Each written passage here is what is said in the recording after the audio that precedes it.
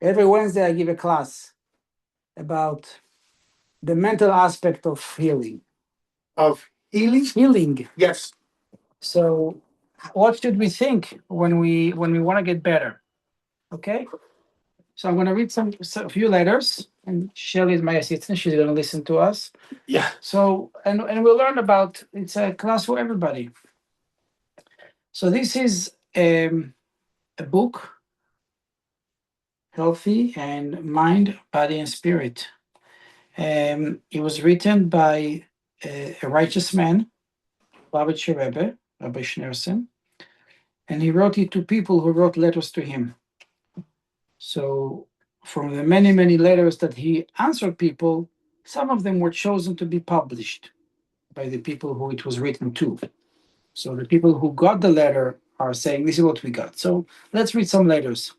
And the topic that we are learning, we're learning the whole book, but we are now in the chapter of maintaining a positive mental attitude while ailing, while being sick.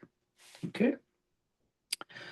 So in reply to your letter on Erev Shabbos Kodesh, as well as the news conveyed over the phone, I stand by my position that one of the best curatives regarding health in general and your health in particular is to distract your attention, meaning to stop being preoccupied with your health situation.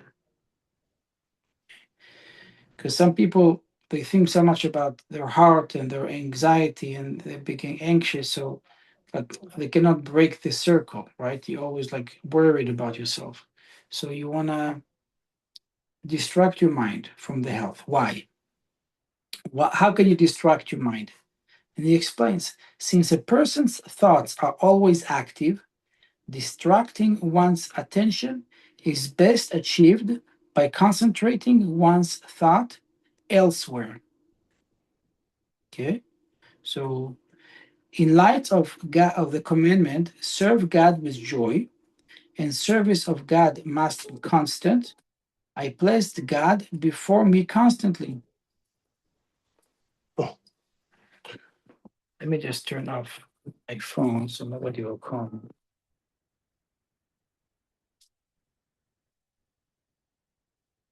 Don't. Yes. So, and service of God must be constant. As the verse said, I placed God before me constantly. These being the beginning of the four sections, both of two of the books that are listing how people should behave in their personal life. It follows that you should meditate on something that leads to joy. Okay, so when somebody is, let's say you're focused on business, on your health, on your heart situation, on blood pressure, whatever that is. So the mind is thinking about it and it brings a person down. So therefore, you should think about something which brings you joy. Okay. So each one, it will be different, whatever brings you joy. So for example, the example I like to take is, let's say, from a song. People have songs that make them emotional, right? Like make them happy or makes them sad. So I mean, musicians and those actors have a talent that they can make people emotional, right? They can get into you and they know that whatever they produce can affect people. That's why they do it. Now, when they do it, during their lifetime, of course. But let's say, what happened if somebody did a song that is emotional and they passed away, right? But you have a recording of it. So even if you see the recording, it reminds you and it awakens the same emotions. Okay. So the same thing is with this meditation. You have to bring yourself to do something which causes joy. So you have to remember what joy is. Okay, obviously it has to be joy with positive things. I mean, like seeing songs or dancing or learning something new or remembering a family event, right? Of something happy with family. So that brings you joy. This is so in the simplest sense as well. The first thoughts a person every day are thoughts that lead to joy. In the words of the Alter Rebbe, the previous Rebbes, in his prayer book, that immediately upon awakening, the person recites, I give thanks to you, Master of the world, that you brought my soul back to me. Your faithfulness is great. Okay, this and can an individual experience any greater joy than recognizing that he is in the presence of the King of Kings, whose faithfulness is great. So sometimes we have the wrong conception of what's good and what's bad. Okay, we have a misconception because we think what's good for me is when I have a good food and I have a nice wife and I have a nice car. Okay, that's good. Well, that's not really good. Not necessarily only good. There are other goods. True good is helping others. Okay, giving from yourself to others. True good is to connect with God, to pray, to do your mission in life. When you do your mission in life, that's true good. Now, if you don't have it straight in your mind, then you should work on it until that should be your good. Okay, so if somebody will think that only if I have fancy car and a lot of money, then I'll be happy. Well, it may never happen because God doesn't want you to have it. Otherwise, He would have given it to you. He gave it to other people. They needed it, but you don't. So you have to be happy with what you have, not with what you don't have. Okay? So Me, doctor? what? Me? Yes. I try not to even bother with my health. What bothers me is like I go downhill.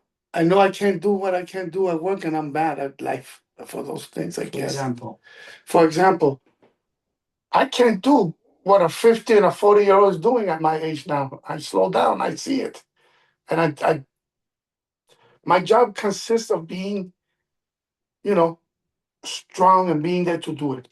And So I know for my company, soon I'm out the door because they have to replace me. They need somebody to be like me, but they need somebody that can also perform on the floor. And I don't give them that no more. I'm slowing down on that part. okay, but then okay, but So, so this is a great point. What you're saying, great point. So if you slow down, and not just you slow down, everybody slows down. Everybody, every man and woman, as we age, we slow down. But there is a reason for that. What's the godly reason for that? You know? I I I try to think on it, and my answer is slowing me down will, I guess, slowing me down will give me a state of mind that I don't, I can't find it. Okay, so let me tell you what Slowing me down is, I guess, going to give me a longer life and all that. well, Maybe better for me, but it's also I just don't want to slow down. well, nobody wants to slow down.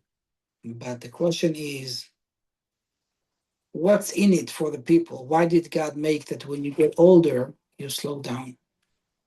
And the answer is that we have years of, let's say, 1 to 20 where we grow and we develop ourselves. 20 to 40 or 50 or 60, depending on the person, is when you achieve your work and you produce. Then comes the age where you have to focus on your intellect and your emotions and sharing and teaching the younger generation. Okay?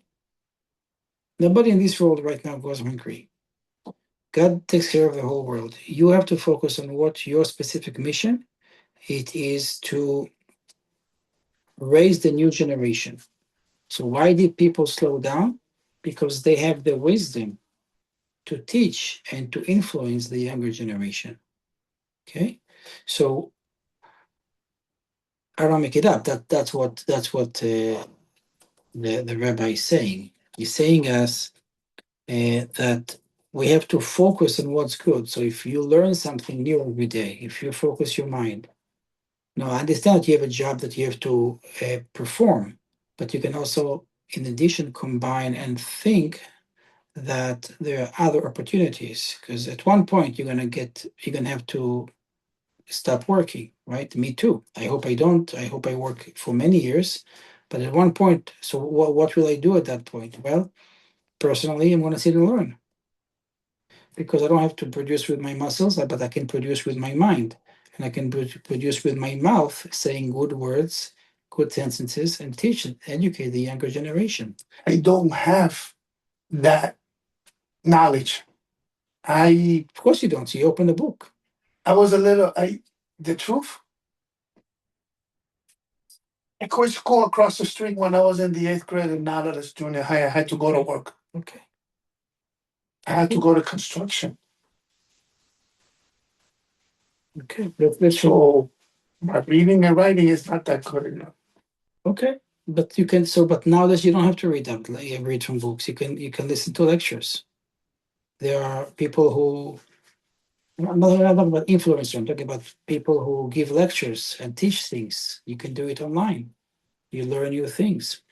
Let me finish this later. Yeah. God will surely strengthen your health for many long and good years.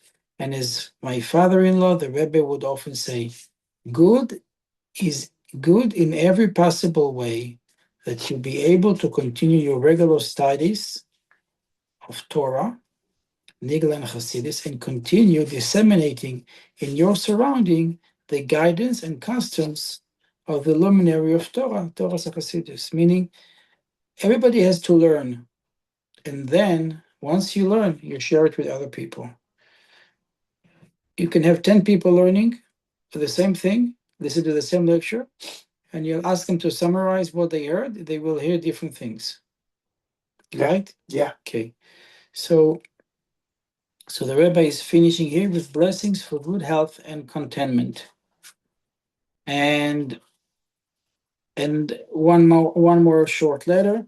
With regards to your son's health, I'm perplexed by the conduct of our community who pessimistically interpret that the events that inspire in their lives, although they are aware of the aphorism of my father-in-law, the Rebbe, the leader, in the name of many leaders of Chabad, think positively and you will see positive results. It is not appropriate to portend events by establishing signs and omens, since if the omen does not bode well, he may become frightened, and this will negatively affect his fortune. We have to think good, and the thinking of good will influence good. Meaning, in fact, we think good, it will bring good in our life. You understand? Mm. So it's not just for you, it's for me also. I teach myself. We have to think good, and we have to, like, for example, I pray every day.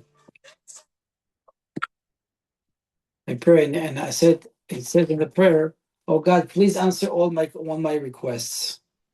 Right? We say that. So, but what are my requests? So we have to write what you want, right? You have to have in mind what are you asking for? What do you want good in your life, in my life? So I have to put it down, either on paper or mentally think about it, and be able to convey it and ask God to give it to me.